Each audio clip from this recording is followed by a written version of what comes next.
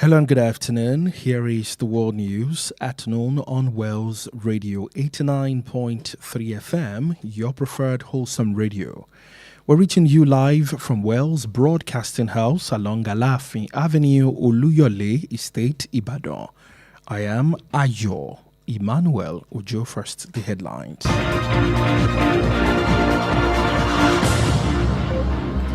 President Tinubu meets global investors in Paris, highlights economic reforms. Independent National Electoral Commission INEC reopens voter registration across Nigeria.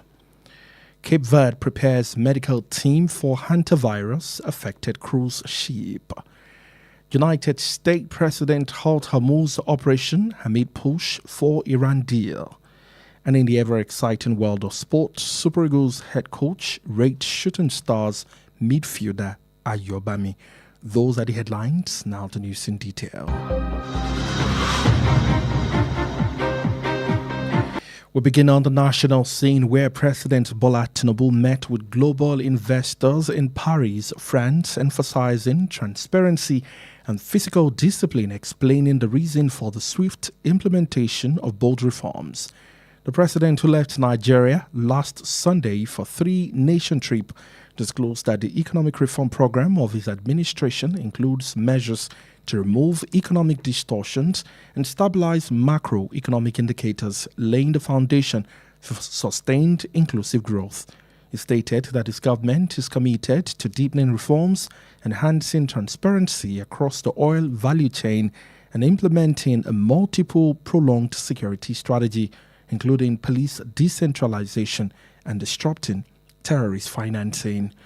Meanwhile, the Minister of Finance and Coordinating Minister of the Economy, Taiwo Oyedele, has insisted that the presidency will not bring back fuel subsidy following widespread clamor over the effect of its removal on the cost of living. The minister made the announcement yesterday in Paris, France, during a meeting with global investors. Oyedele noted that subsidies created economic distortions, adding that the prices of fuel would not be controlled because the presidency believes the market is capable of regulating itself.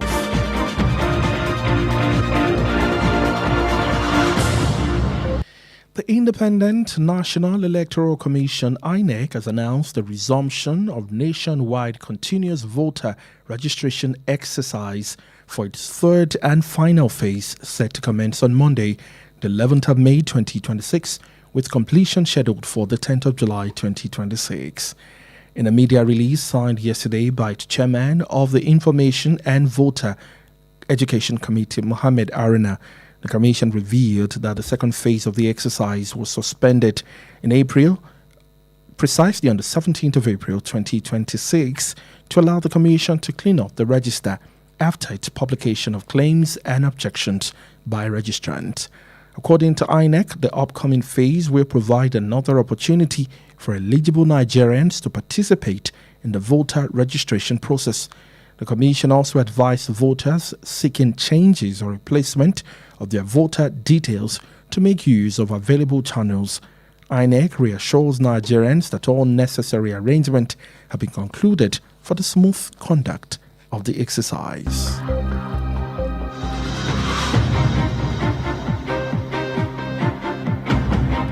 And moving on to the foreign scene, Cape Verde has set up an isolation area and multidisciplinary team in case passengers or crew of the Hindus cruise ship need assistance following the 3 deaths on board associated with the acute respiratory syndrome.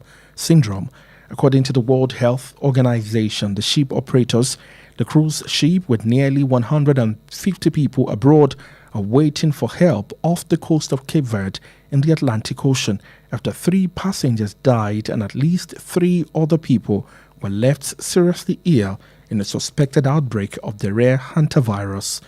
Recall that Cape Verde's health ministry assured it will not allow the ship to dock because of public health concerns and that it would stay in open waters close to the shore.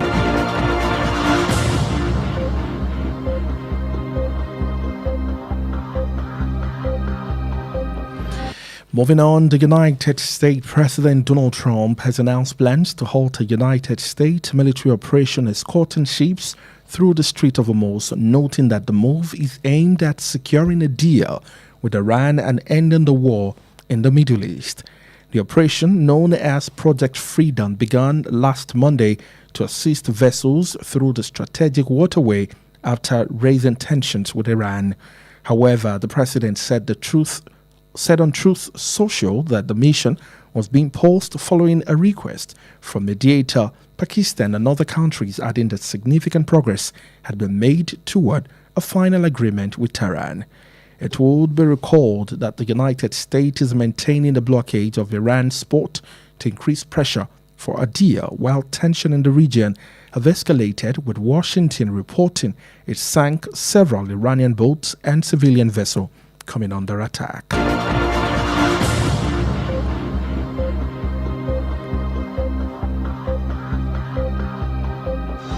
And if you're just joining us, this is still the World News at noon on Wells Radio 89.3 FM.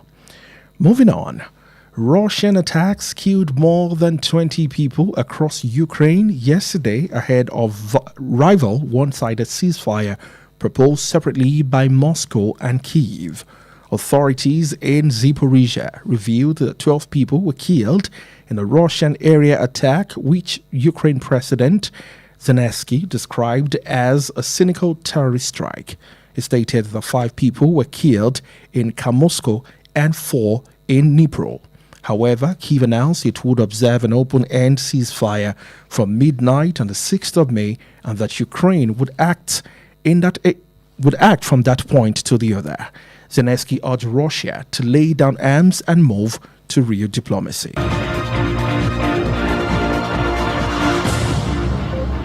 And finally, in the ever-exciting world of sports, Super Eagles head coach Eric Schell delivered a direct assessment of highly rated shooting star midfielder Ayoolorun Jr. after watching the club's 3-2 win over Nasarawa United last Sunday in Ibadan, the Oyo State capital. According to reports, Schell was in attendance during the March Day 36 encounter at the Lekon Salami Stadium, marking the start of his scouting of players in the Nigeria Premier Football League ahead of the Unity Cup build for the 26th to 30th of May in London. He also commented on the quality of Ayoolorun, who provided to assist during the game to take his season tally to 13. Up next for Shooting Star is a trip to Niger Tornadoes. And that's it on the World News at noon. Before we end the news, here are the highlights. In the news, we brought you reports that President Bola Tinubu met with global investors in Paris, France, emphasizing transparency and fiscal discipline, explaining the reason for the swift implementation of bold reforms. The Independent National Electoral Commission (INEC) announced the resumption of the nationwide continuous voter registration exercise for its third and final phase, set to commence next Monday, the 11th of May 2026, with completion scheduled for the 10th of July 2026. And moving on to the foreign scene, Cape Verde set up an isolation center, an area, and a multidisciplinary team in case passengers or crew of the India's cruise ship need assistance following 3 deaths on board associated with acute respiratory syndrome. And in the United States, President Donald Trump announced plans to halt a U.S. military operation escorting ships through the Strait of Hormuz, noting that the move is aimed at securing a deal with Iran and ending the war in the Middle East. And finally, in sports, Super Eagles head coach Eric Schell delivered a direct assessment of highly rated shooting stars midfielder Ayoolorun Jr. after watching the club's 3-2 win over Nasarawa United last Sunday in Ibadan, the Oyo State capital.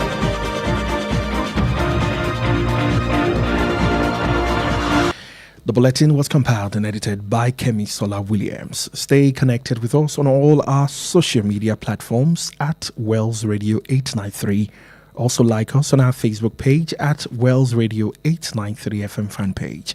You can also listen live on our website, www.wellsradio893.com. Also call or WhatsApp Wells Radio Newsroom on 0916 893 2000, 0916 893 2000 for any eyewitness account. Now stay tuned for IROYIN AGBAYE, with Oyeolorun, Adegoke. Thank you so much for listening to the news at 12. I am Emmanuel-Ojo. Good afternoon. God bless you.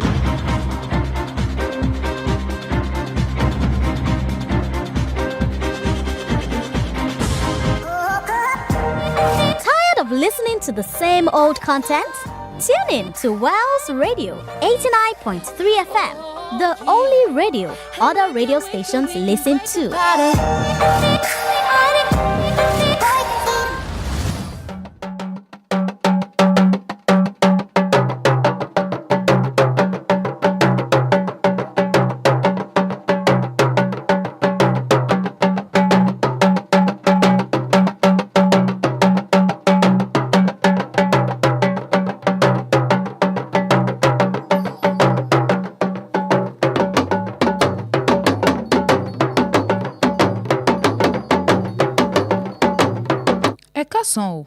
Àkójọpọ̀ ìròyìn àgbáyé ló ń dé ṣe ti gbọ̀ yín láti ìkànnì kànga gbọ́nmàgbẹ̀ Wells Radio 89.3 FM tá a kalẹ̀ sópópónà Aláàfin Avenue Olúyọ̀lé Estate Ìbàdàn. Oyeolorun Adegoke lóníròyìn yín ṣáájú ẹ̀gbọ́n àwọn kókó tó wà nínú ìròyìn náà. Ààrẹ Tinubu pàdé àwọn afowódókòwò àgbáyé nílùú Paris ó sọ̀rọ̀ lórí àtúntò ọrọ̀ ajé. Àjọ olómìnira ilé tí ń ṣàbójútó ọ̀rọ̀ ètò ìdìbò orílẹ̀-èdè Nàìjíríà yan àjọ INEC ó ní wọ́n tún ti bẹ̀rẹ̀ ètò ìforúkọsílẹ̀ àwọn olùdìbò níbùtòrò orílẹ̀-èdè Nàìjíríà. Orílẹ̀-èdè Cape Verde wọ́n ṣètò àwọn ikọ̀ onímọ̀ ṣègùn òyìnbó fún ọkọ̀ ojú omi eléyìí tó lùgbàdì àrùn antivirus. Ààrẹ orílẹ̀-èdè Amẹ́ríkà ti ṣe ìdádúró iṣẹ́ àwọn ológun ní orí omi òkun Hormuz láàrin ọ̀rọ̀ ìdúnàdúrà àdéhùn Iran. Akọ́nimọ̀ọ́gbá ikọ̀ ẹgbẹ́ agbábọ́ọ̀lù àgbà ọ̀jẹ̀ lọ́kùnrin ti Super Eagles ló sọ̀rọ̀ lórí agbọ́wọ́ àárín ikọ̀ ẹgbẹ́ agbábọ́ọ̀lù Shooting Stars Ayọ̀bámi. Wàyó ìròyìn náà rèé lẹ́kùnrẹ́rẹ́.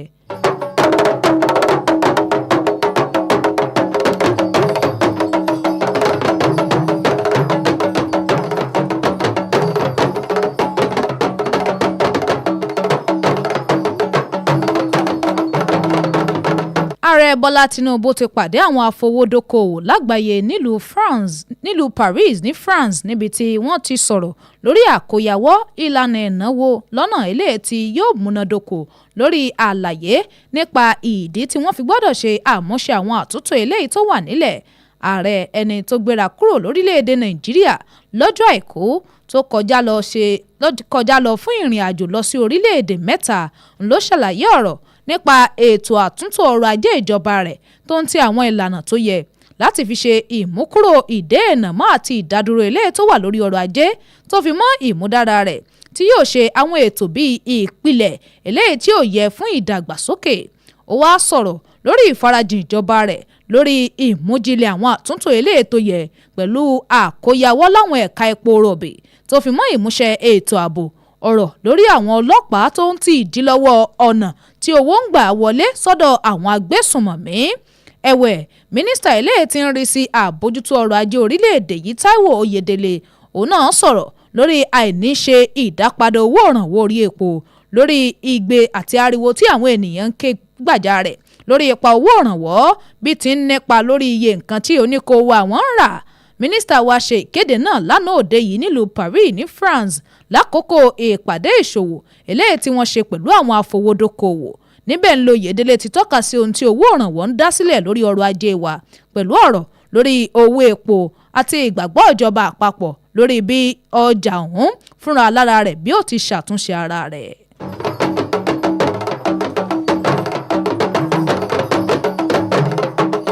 àjọ olómìnira ilé tí ń rí sí ọ̀rọ̀ ètò òdìbò lórílẹ̀‐èdè nàìjíríà ìyún àjọ INEC ó ní wọ́n ti kéde ìtẹ̀síwájú nínú ètò ìforúkọsílẹ̀ àwọn olùdìbò níbùtòrò orílẹ̀‐èdè yìí fún ìpele ẹlẹ́ẹ̀kẹta eléyìí tí ó tún jẹ́ ìpele àṣekágbá ìkẹyìn tí wọ́n ṣètò kó bẹ̀rẹ̀ lọ́jọ́ ajé tí ń bọ̀ yìí ọjọ́ 11 oṣù karùn-ún ọdún 2026 tí wọ́n sì ṣètò wípé kó parí ní ọjọ́ 10 oṣù keje ọdún 2026 nínú àtẹ̀jáde oníròyìn eléyìí tí alága ìgbìmọ̀ tó ń rí sí àlàyé tó ń ti ètò ẹ̀kọ́ fáwọn olùdìbò tí ó ṣe tí ó sì buwọ́lù ìyún Muhammed Haruna níbẹ̀ ó ní àjọ òun ti ṣàfihàn ọ̀rọ̀ lórí bí ètò ìpele kejì bí wọ́n ti dá dúró ní ọjọ́ 17 nínú oṣù kẹrin ọdún 2026 láti fààyè sílẹ̀ fún àjọ náà láti ṣe àwọn àtúnṣe eléyìí tó yẹ lórí àwọn àkọsílẹ̀ tí wọ́n ti ṣe fáwọn tó forúkọ sílẹ̀ lẹ́yìn tí wọ́n lẹ̀ tán fún àyẹ̀wò pẹ̀lú àwọn mìíràn tí wọ́n bá ní àṣìṣe láti tètè lọ tako ohun tó bá wà ńbẹ̀ tó dàbí àṣìṣe náà gẹ́gẹ́ bí àjọ INEC ti wá fi léde ìgbésẹ̀ tí ń bọ̀ ọ̀hún ni ó pèsè àǹfààní mìíràn fún àwọn ọmọ Nàìjíríà eléyìí tó bá tọ́ láti kópa nínú ètò ìforúkọsílẹ̀ olùdìbò àjọ ọ̀hún wá gba àwọn olùdìbò lámọ̀ràn ní àwọn tó bá fẹ́ ṣe àtúnṣe kan tàbí òmíràn bóyá pé wọ́n fẹ́ gba káàdì ìbò wọn ni o tàbí pé wọ́n fẹ́ pààrọ̀ àwọn orúkọ àbí nǹkan míì tó wà nínú káàdì ìdìbò wọn pé kíkó wá àwọn lo àwọn ojú òpó wọn tàbí àwọn ọ̀nà mìíràn tí àwọn ti ṣètò rẹ̀ kalẹ̀ bẹ́ẹ̀ náà ni àjọ INEC náà wá fi ọ̀rọ̀ dáwọn ọmọ orílẹ̀-èdè Nàìjíríà lójú pé gbogbo ètò eléyètò yẹ òun làwọn ti ṣe lọ́jọ́ láti jẹ́ kí ètò ọ̀hún kó lọ ní gerege bí òtítọ́.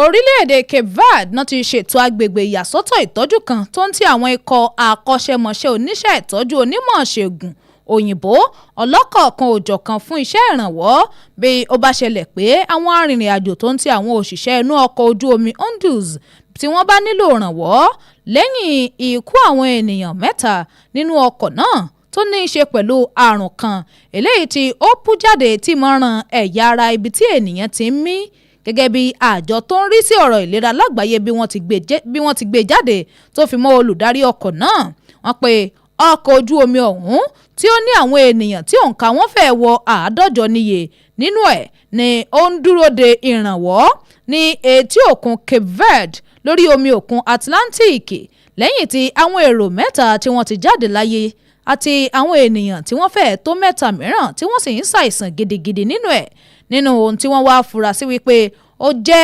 ìbújáde àrùn kan tí wọ́n po orúkọ rẹ̀ ní antivirus tí wọ́n pé kì í sábà wáyé tẹ́ ẹ̀ bá gbàgbé ẹ rántí pé iléeṣẹ́ ìjọba eléyìí tí ń rí sí ọ̀rọ̀ ìlera ìlú Cape Verde ó ní wọ́n ti ṣe ìfidánilójú pé àwọn ò ní fààyè gba ọkọ̀ ojú omi ọ̀hún láti gúnlẹ̀ sí èbúté àwọn nítorí ìkọlóminú lórí ọ̀rọ̀ ìlera àwọn ará ìlú wọn àti pé ọkọ̀ ọ̀hún o wọ́n pé yóò wà lórí omi eléyìí tó ṣí kalẹ̀ nítòsí etí òkun náà.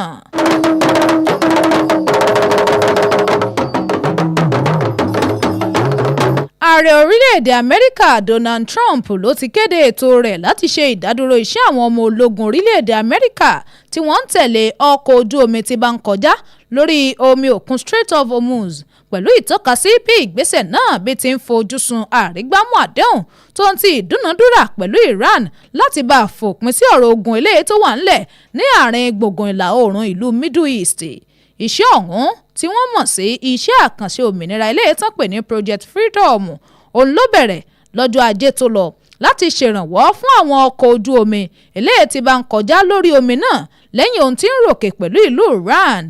ẹ̀wẹ̀ ààrẹ Trump sọ̀rọ̀ lójú òpó Truth Social rẹ̀ lórí ìdádúró ìgbésẹ̀ ọ̀hún lẹ́yìn ìbéèrè tó wáyé látọ̀dọ̀ Pakistan eléyìí tó jẹ́ alárinà láàrin wọn tó ń ti àwọn orílẹ̀-èdè mìíràn pẹ̀lú àfikún lórí pàtàkì ìtẹ̀síwájú àdéhùn náà tó jẹ́ ìgbẹ̀yìn àdéhùn pẹ̀lú ìlú Tehran.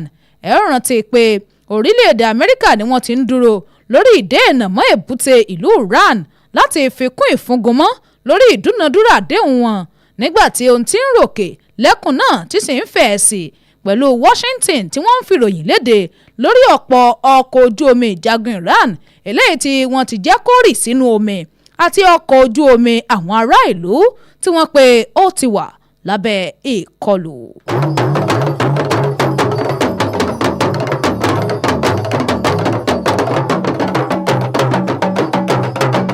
orílẹ̀-èdè Russia ṣe ìkọlù eléyìí tí ó gbẹ̀mí àwọn ènìyàn tó ju 20 níye lọ níbùtòrò ìlú Ukraine lánàá òde yìí ṣáájú àbá ìdáwọ́ ogun dúró apá kan tó jẹ́ ọ̀tọ̀ọ̀tọ̀ ti Moscow àti ti Kyiv.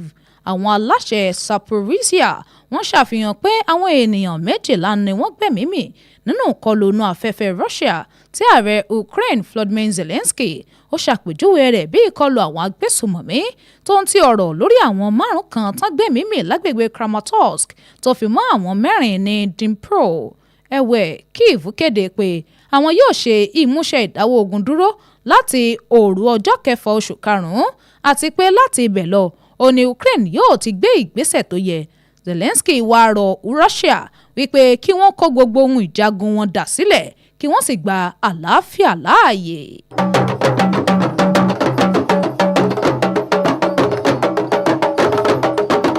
nínú ìròyìn eré ìdárayá lágbàáyé akọ́nimọ̀ọ́gbá ikọ̀ ẹgbẹ́ agbábọ́ọ̀lù àgbà ọ̀jẹ̀ lọ́kùnrin ti Super Eagles Eric Chell òun ló ti sọ̀rọ̀ nípa agbábọ́ọ̀lù ọwọ́ àárín gbùngbùn fún ikọ̀ ẹgbẹ́ agbábọ́ọ̀lù Shooting Stars Ayọ̀bámi Junior lẹ́yìn tó wo eré bọ́ọ̀lù aláfẹsẹ̀gbá ikọ̀ náà tí wọ́n fi ṣẹ́gun ikọ̀ ẹgbẹ́ agbábọ́ọ̀lù Nasarawa United pẹ̀lú àmì ayò 3-2 ní ọjọ́ àìkú eléyìí tó lọ yìí nílùú Ìbàdàn olú ìpínlẹ̀ Ọ̀yọ́. Gẹ́gẹ́ bí ìròyìn ti gbé, Chell ó wà ní pápá àṣeré Lẹ́kan Sàlámì láti wo ìfẹsẹ̀wọnsẹ̀ náà, èyí tó ṣàmì ìbẹ̀rẹ̀ ìgbésẹ̀ rẹ̀ láti ṣàwárí àwọn agbábọ́ọ̀lù tó ní ẹ̀bùn nínú ìdíje líìgì Nàìjíríà ṣáájú ìfẹsẹ̀wọnsẹ̀ ife ẹ̀yẹ Unity eléyìí tí ó wáyé ní ọjọ́ 16 oṣù karùn-ún sí 30 nílùú London. Ó wá sọ̀rọ̀ lórí bí Ayọ̀bámi bó ti mọ iṣẹ́ rẹ̀ ṣe níṣẹ́ pẹ̀lú bó ti ṣe ìrànwọ́ méjì lákòókò ìfẹsẹ̀wọnsẹ̀ náà. Ìfẹsẹ̀wọnsẹ̀ eléyìí tó wá kàn fún ikọ̀ ẹgbẹ́ agbábọ́ọ̀lù Shooting Stars ó ní ìrìn àjò eléyìí tí wọ́n rìn lọ sí ọ̀dọ̀ Niger Tornadoes.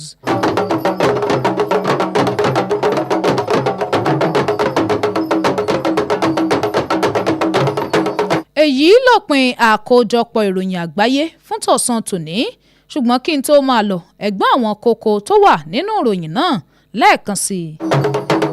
Ààrẹ Bọ́lá Tinubu pàdé àwọn afowódókòwò àgbáyé nílùú Paris ní France. Ó wá ṣe àtẹnumọ́ àkóyawọ́ ìlànà ìnáwó àti àlàyé lórí ìdí fún ìmúṣẹ àtúntò tó wà ńlẹ̀. Àjọ olómìnira tó ń rí sí ètò ìdìbò lórílẹ̀‐èdè yìí náà ti bẹ̀rẹ̀ ìgbésẹ̀ ìforúkọsílẹ̀ fáwọn olùdìbò padà níbùtòrò orílẹ̀‐èdè Nàìjíríà eléyìí tó jẹ́ ìpele ẹlẹ́ẹ̀kẹta tó sì tún jẹ́ àṣekágbá tí wọ́n pe yóò bẹ̀rẹ̀ lọ́jọ́ Ajé tí ń bọ̀ ọjọ́ 11 oṣù karùn-ún ọdún 2026 yìí, bẹ́ẹ̀ náà ni yóò sì parí ní ọjọ́ 10 oṣù keje ọdún 2026. Orílẹ̀-èdè Cape Verde wọ́n ti ṣètò agbègbè ìyàsọ́tọ̀ tó ń ti àwọn akọ́ṣẹ́mọṣẹ́ oníṣẹ́ ìtọ́jú ìlera àti onímọ̀ ṣègùn òyìnbó fún àwọn èrò inú ọkọ̀ ojú omi Undis bí wọ́n bá nílò ìrànlọ́wọ́ lẹ́yìn ikú ènìyàn 3 lórí àrùn kan eléyìí tó bú jáde tí máa ń mú ẹ̀yà ara ibi tí ènìyàn ti ń mí.